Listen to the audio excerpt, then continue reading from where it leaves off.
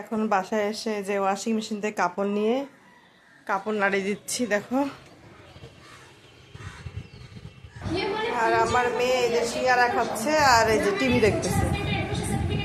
December মাস, তার এখন বন্ধ, সে এখন সিঙ্গারা খায় আর টিভি দেখে।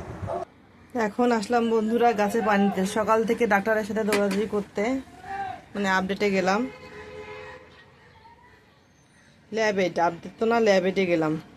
তা আমার মনে হয় গাছগুলো মনে হয় আমার যেমন পিপাসা লাগে, ওদের পানি না দিলে ওদের পিপাসা লাগে। তা এখন পানি দেবো, এখন 12টা বাজে, একটু দেরি হয়ে গেল। মনে হচ্ছে ওরা তৃষ্ণার্ত।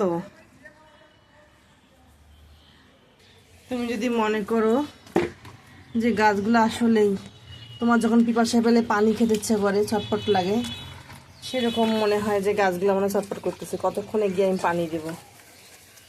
পানি দিলাম, এখন শান্তি পেলাম, একটা আত্মতৃপ্তি।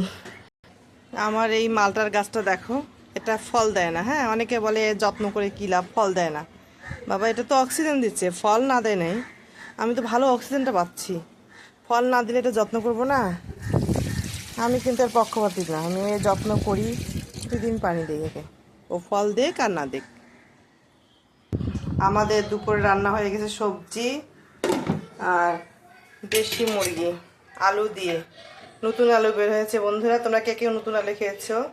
আমার কিন্তু এই রান্নাটা খুব ভালো লাগে, নতুন আলু দিয়ে মুরগির মাংস। আর আর এই যে পোড়া বেগুন আমি পুড়ে নিয়েছি গ্যাসে, এটা ভর্তা করবো, বাস, এটা আমাদের দুপুরের মেনু।